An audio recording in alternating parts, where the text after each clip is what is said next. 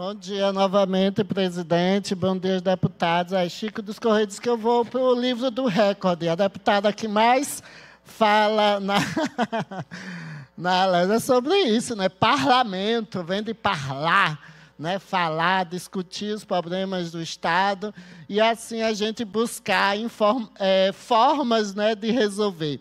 E ontem, a secretária, né, de Assistência Social, Inclusão e Cidadania esteve nessa casa para fazer uma prestação de conta, explanação sobre as ações da secretaria. E eu, deputadas, fiz algumas entrevistas, né, alguns pronunciamentos sobre a vinda, relatando que, infelizmente, isso não é a realidade que a gente vê na vida das sergipanas e sergipanos. E, por causa disso, eu acabei, né, sofrendo, sendo questionada o porquê, né, da minha fala, né, como se eu, né, não tivesse o direito mesmo de não aceitar. Porque eu vou trazer algumas questões aqui que retratam que, infelizmente, não é aquilo que coloca como se tudo em Sergipe estivesse maravilhosamente bem em relação à assistência social, à inclusão, a direitos humanos. E é preciso que a secretaria se torne realmente protagonista de políticas que sejam transformadoras e não meras assistencialismo, que realmente mude a vida da população para que a população não fique refém. E outra questão é que ela não fique também sendo, na maioria das vezes, uma executora de programas do governo federal ou ações assistencialistas e paliativas que não mudam a realidade da vida da população. E, de acordo com o que foi colocado, deixa bem claro que falta estrutura na secretaria, falta algo que é fundamental, que são dados, indicadores que retrate que realmente há um alcance para todas as pessoas que vivem em situação de vulnerabilidade. E não é essa a realidade, porque existe limitação, né, dos programas e a gente percebe que não contempla toda a população. Um exemplo, Jéssica, que trabalha, né, com a população que vive, né, com HIV/AIDS, né, que são soropositivas, que são 1.444, e o programa só assiste 1.000 pessoas, deixando mais quase 500 pessoas sem essa assistência que a secretaria coloca. A outra questão é a falta de visão de longo prazo e prevenção, falta de recursos efetivamente aplicados em políticas estruturantes. É só a gente observar, deputados, os valores que são destinados para a pasta. Eu trago isso porque não é só no estado de Sergipe, né? Infelizmente, em grande todos os estados, o que diz respeito a direitos humanos, principalmente, não há um interesse. Há um investimento que fala, né, em festas, que atrás de turismo, e acha que gastar em direitos humanos não é um investimento. E é sim um investimento. A outra questão é falta também de indicadores, como eu já disse, claros, e prestação de contas à sociedade de uma forma objetiva, e não só trazendo número, mas sim trazendo os resultados. E eu vou apresentar aqui algumas questões para que, muitas das vezes, quando a gente faz uma contestação, ou faz uma oposição, faz uma crítica construtiva, é como se não tivesse embasamento. Mas temos embasamento, porque Sergipe é o estado com maior proporção no país de domicílios com insegurança alimentar no nosso país, atingindo 49,2% dos lares, segundo o PNAB, e também abrangendo desde insegurança leve até grave, ou seja, fome de várias pessoas. Mesmo o país saindo, né, da margem de fome por causa dos programas do governo federal. E se Sergipe também saiu, é em consequência desses programas. Em paralelo, 59,8% das crianças e adolescentes de 0 a 17 anos no Estado enfrentam algum nível de insegurança alimentar.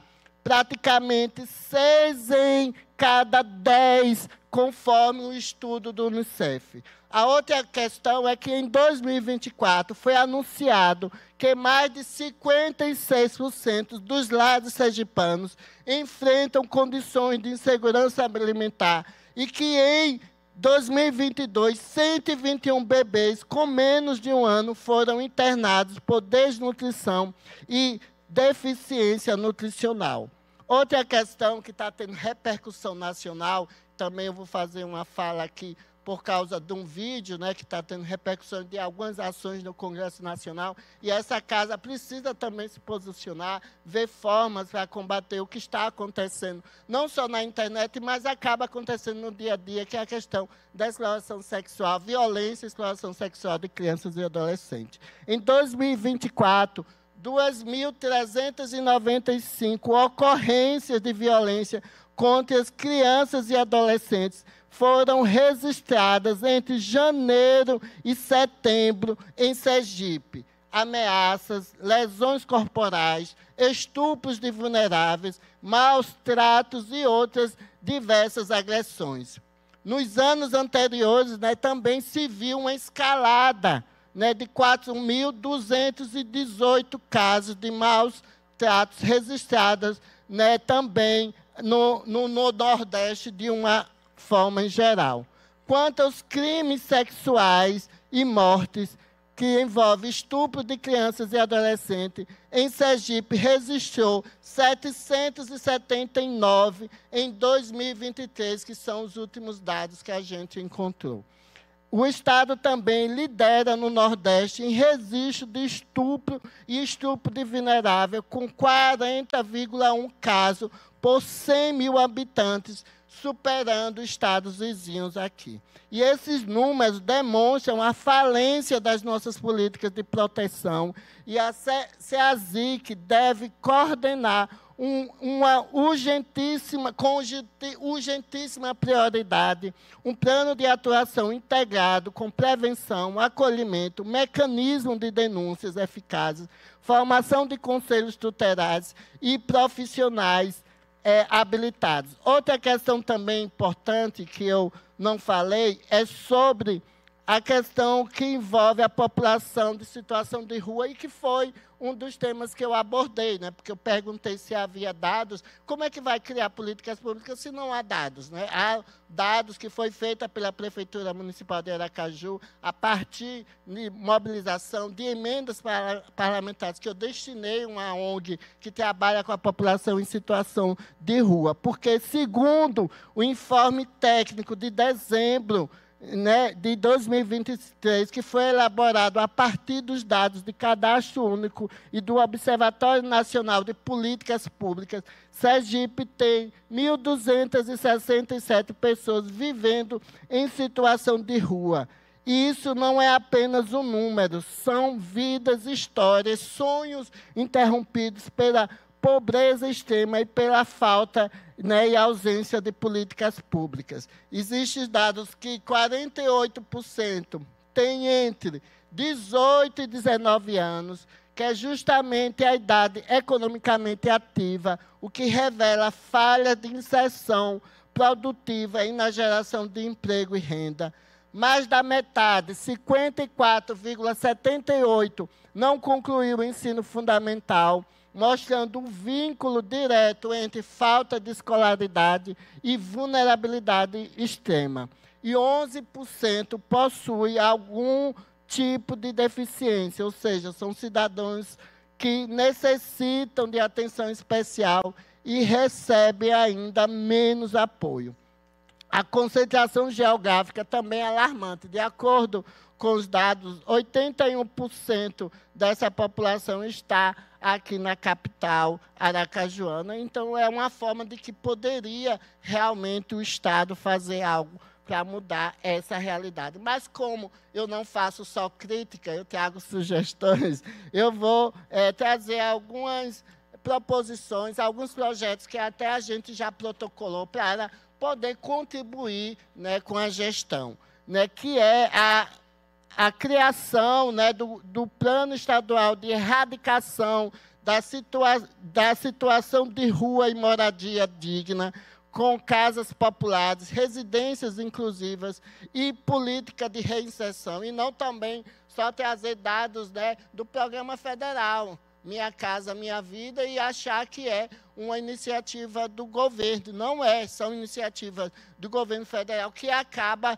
contemplando o Estado, mas precisa o Estado ter recursos públicos, ou próprios, porque quando é para festa, né, para fazer, né, propaganda, tudo, aí a CUE tem. Quando é para fazer uma grande obra, né, que diz que é investimento, consegue fazer empréstimo, né? Até temos a CUE guardado, né, que é da venda da DESE, que a gente não sabe quando e como será usado. A outra sugestão, né, principalmente para quem está ligado a essa pauta, é a criação do Programa Integrado de Segurança Alimentar Infantil, que envolva agricultura familiar, merenda escolar, transferência de renda condicionada e cooperativas de produção.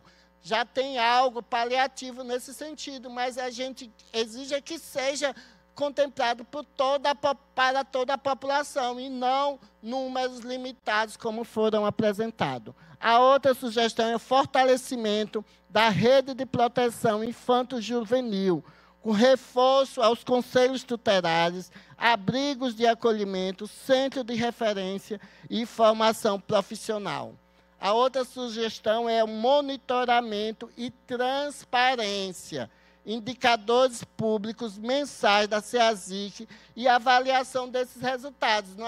Não basta apenas apresentar o que foi feito, né, vários programas, sei mais isso, sei mais aquilo, não trazer, né, avaliação, os indicadores, os resultados, o que isso está realmente impactando a vida. E outra questão que é fundamental, vocês sabem que vem dos movimentos sociais, é orçamento. Se não tiver garantido na lei orçamentária, dotação orçamentária, né, porque já existem metas e diretrizes para tudo isso que eu falei aqui. Mas quando a gente vai ver, né, a destinação dos recursos, há uma prioridade, né, para áreas que para o governo é prioridade, mas para áreas sociais não há prioridade. Eu não estou falando isso só porque eu sou da oposição, eu critico até o governo federal. A gente tem o Ministério dos Direitos Humanos, que também não tem recursos que podem fortalecer as políticas públicas, a de igualdade racial, de vários outros ministérios que têm a ver com pautas sociais,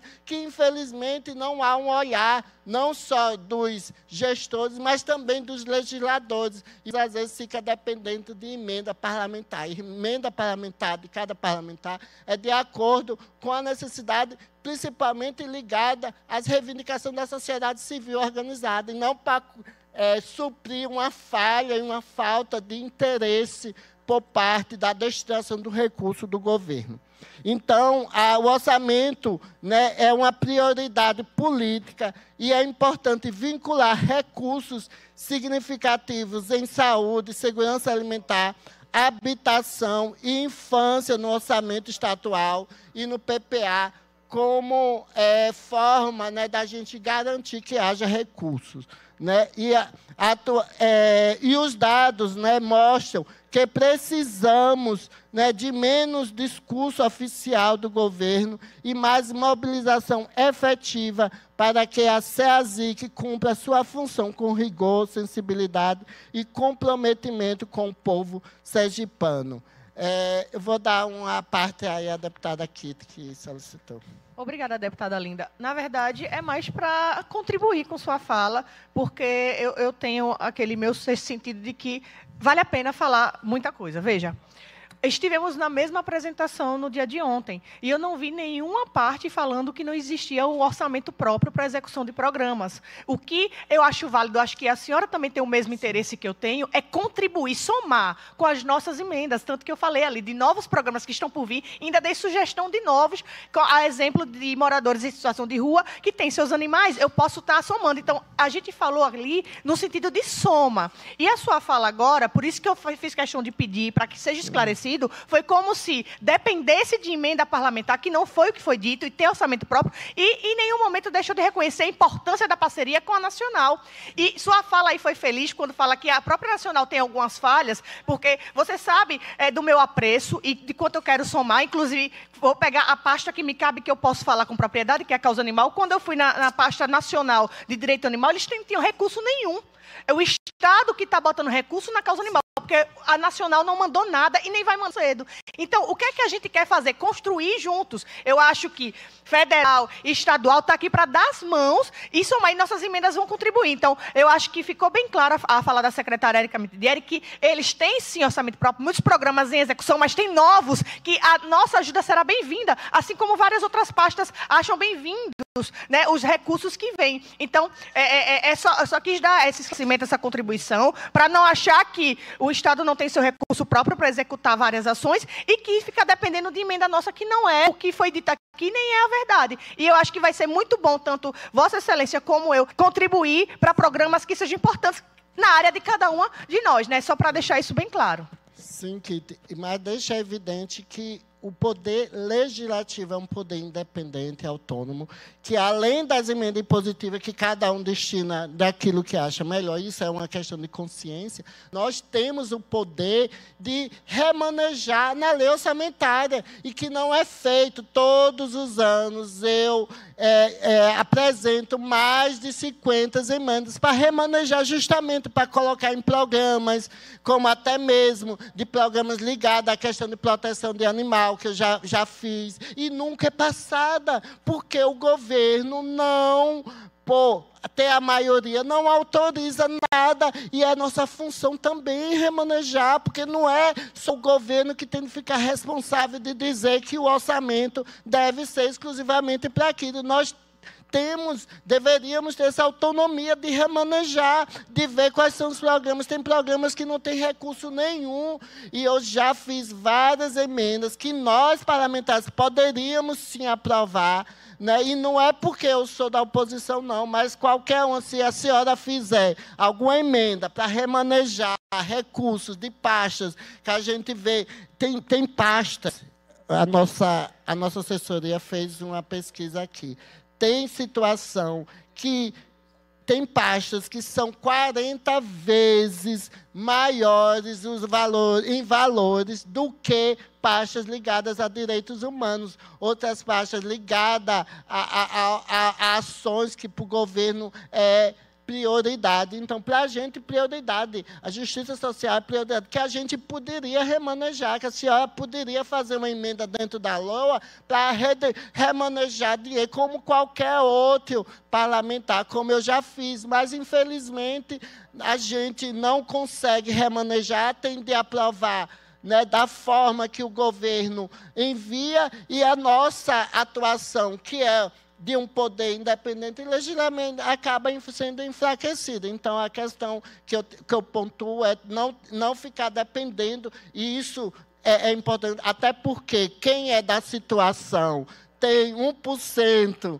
né, de recursos, e quem é da oposição tem a metade, que eu acho isso terrível, né? E isso acaba ferindo mesmo até a questão de igualdade, né? De equidade de atuação parlamentar, como se um parlamentar tivesse, né, mais recursos para poder destinar. E eu mesmo já destinei, só para você ter ideia, Kitty, nas minhas emendas, todas as minhas emendas não impositivas, eu destino para programas e projetos ligados ao próprio governo, que era para o próprio governo executar. Mesmo assim, porque é uma indicação nossa, o governo nem remaneja. Então, eu acho que a questão é bem mais complexa e que a gente está aqui até apontar isso, porque poderia contemplar mais pessoas, né, e resolver a situação. Eu sei que não vai querer a parte.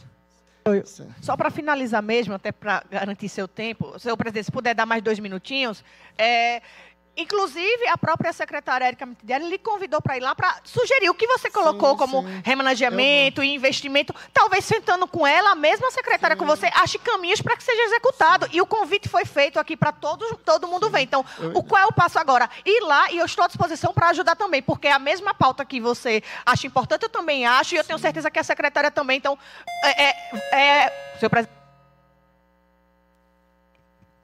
Vossa Excelência tem mais 3 minutos. Tá, eu que coisa boa. A deputada Mas ficou 3 minutos para a conclusão do pronunciamento e eu já vou dela. passar para ela para finalizar, para não perder o tempo dela. Então é isso. Foi convidada, tem portas abertas lá, tenho certeza. Você vai levar suas sugestões e eu tenho certeza que a solução vai vir. Tá? É só para ficar claro e relembrar o dia de ontem. Obrigada. Vou sim marcar, espero, né, que seja atendido. E é isso, eu estou trazendo isso porque eu fiz um vídeo, né, dizendo que, infelizmente, a realidade não é essa na vida, e eu fui questionada como se eu não pudesse ir de encontro, já que eu tenho dados e recebo, né, diariamente denúncias, demandas da população de que precisa mais. É nesse incentivo, né, de que está ali, mas não está sendo suficiente para contemplar todas as pessoas que vivem em situação de vulnerabilidade social. E eu, como presidenta, né, da Comissão de Direitos Humanos, né, e Cidadania, que tem a ver com essa pauta, eu acho que eu me sinto no compromisso de trazer aqui algumas explicações, né, para a população e algumas reflexões para a gente pensar a forma. Irei, sim, conversar com a secretária, levar outros projetos. Eu fui visitar o Rio e tem um programa lá que chama Rio Sem LGBTfobia, que tem 36 milhões no orçamento. Não é um programa de Estado, é um programa, não é um programa de governo, que é de só 4 anos, é um programa de Estado, que é garantido, porque houve autonomia por causa dos deputados de lá que colocaram na lei. Então, tem uma dotação orçamentária que o governo não pode nem retirar. Mas, se a gente não faz isso aqui, né, de lutar, de criar, né, dotação orçamentária nas leis, né, orçamentárias, a gente acaba não resolvendo questões estruturais.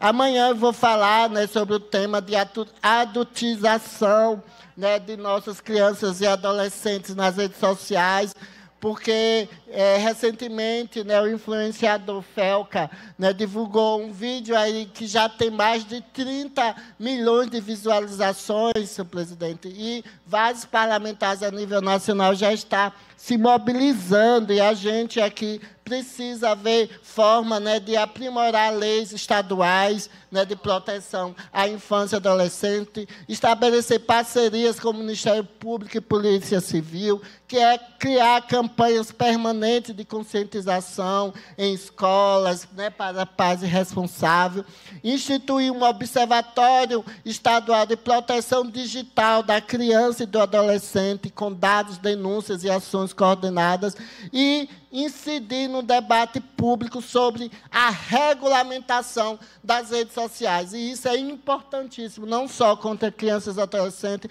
mas também crimes ligados ao racismo. Pode concluir, deputado.